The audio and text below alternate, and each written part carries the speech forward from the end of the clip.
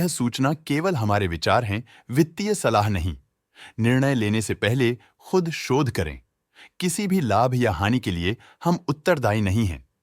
आज हम देख रहे हैं सिम्फनी लिमिटेड के 2025-26 Q3 की consolidated financial performance. Starting with the sales, पिछले क्वार्टर से सेल्स में 10% का इंक्रीज हुआ है, मगर कंपनी ने पिछले साल के मुकाबले मार्जिनल सेल्स डिक्लाइन रिपोर्ट किया, around -26%। Expenses 8% quarter on quarter increase हो गए हैं, जो साल भर के -29.5% के डिक्लाइन के साथ अलाइन करता है। क्वार्टरली एक्सपेंसेस के कंपैरिजन में सेल्स इंक्रीज होना दिखाता है कंपनी ने अच्छा परफॉर्म किया। ईयरली कंपैरिजन दिखाता है कि कंपनी ने इस साल अपनी परफॉर्मेंस में सुधार किया है। ऑपरेटिंग प्रॉफिट, जो पिछले साल के कंपैरिजन में 0% अप हुआ है, quarter on quarter around 21% increase हुआ है। Operating profit margin OPM annual basis पे 4% से इंक्रीज हुआ है और पिछले क्वार्टर के कंपैरिजन में 1.5% से इंक्रीज हुआ है। एक्सेप्शनल आइटम्स को ऐड करके अदर इनकम पिछले क्वार्टर के कंपैरिजन में -23% गिर गई, बावजूद इसकी ईयरली ग्रोथ 125.5% हुई है।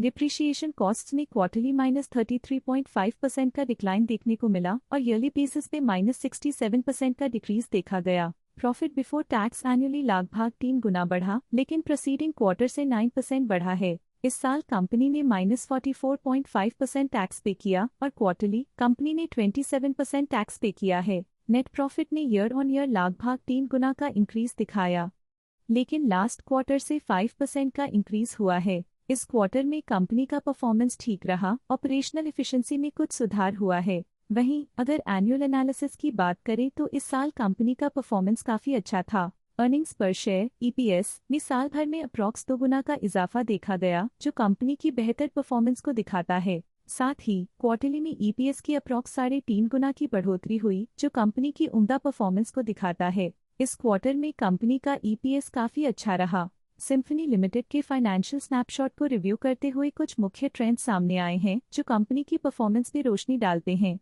दिसंबर 2022 से दिसंबर 2025 तक सिम्फनी लिमिटेड की फाइनेंशियल जर्नी में सबसे पहले बात करते हैं सेल्स की। इस साल सेल्स में -53% की गिरावट आई है और पिछले 4 सालों में भी -47% की गिरावट देखी गई है, जो एक लंबे समय तक गिरावट को दर्शाता है। अब बात करते हैं एक्सपेंसेस की। इस साल एक्सपेंसेस -75% घट गए हैं और पिछले 4 सालों में -73% की कमी आई है। इस साल सेल्स में एक्सपेंसेस के मुकाबले ज्यादा वृद्धि हुई है, जो अच्छी प्रॉफिटेबिलिटी को दर्शाता है। ऑपरेटिंग प्रॉफिट का सफर स्टेडली ऊपर चढ़ रहा है, इस साल 45% की बढ़ोतरी के साथ और पिछले 4 सालों में 92.5% का नोटिसेबल राइज हुआ है। एक टेम्पररी गिरावट के बाद ऑपरेटिंग प्रॉफिट ने लगातार दूसरे साल वृद्धि को बनाए रखा है, जो बिजनेस ऑपरेशंस में साइक्लिकल अपटर्न को दर्शाता है।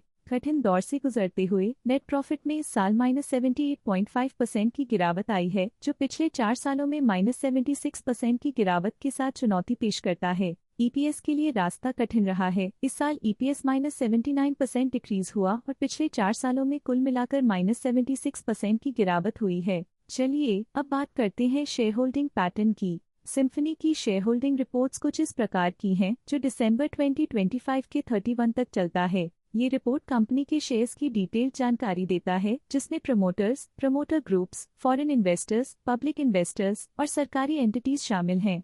पब्लिक द्वारा हेल्ड शेयर्स का परसेंटेज 11.75% से इंक्रीज होकर 2025 के दिसंबर में 12.52% तक का इंक्रीज से देखा गया। ये चेंजेस स्टेट है कि पब्लिक की इन्वेस्टमेंट कंपनी में क्वार्टर टू क्वार्टर इंक्रीज हुई है। जब कंपनी के शेयर्स का अधिकतम हिस्सा प्रमोटर्स, FII, DII या गवर्नमेंट के पास होता है, तब ये माना जाता है कि कंपनी मजबूत हाथों में है, जो स्थिरता और मजबूत समर्थन को दर्शाता है और इस मार्केट की स्थिरता बनी रहती है। डोमेस्टिक इंस्टीट्यूशनल इन्वेस्टर के शेयर होल्डिंग में थोड़ा डिक्रीज आया 2025 के से 2025 के दिसंबर में, जो दिखाता है कि डोमेस्टिक इंस्टीट्यूशंस ने अपने स्टेक को -0.09 से डिक्रीज किया है। फॉरेन इंस्टीट्यूशनल इन्वेस्टर्स की शेयर होल्डिंग में थोड़ा डिक्रीज आया 2025 के से 2025 के दिसंबर में, जो दिखाता है कि फॉरेन इंस्टीट्यूशंस ने अपने स्टेक को क्वार्टर टू क्वार्टर -0.68 से डिक्रीज किया है, जिसे पता चलता है कि उन्होंने अपनी इन्वेस्टमेंट्स को पुल बैक किया है।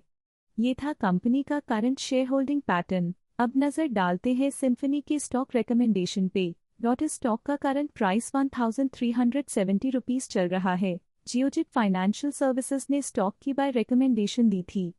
उन्होंने स्टॉक का टारगेट प्राइस 1519 का अनुमान लगाया था। रिकमेंडेशन के समय स्टॉक का प्राइस 1339.4 चल रहा था, जो करंट प्राइस से 8.6% अप है। आज के लिए फाइनेंशियल सेक्टर में इतना ही। देखने के लिए धन्यवाद।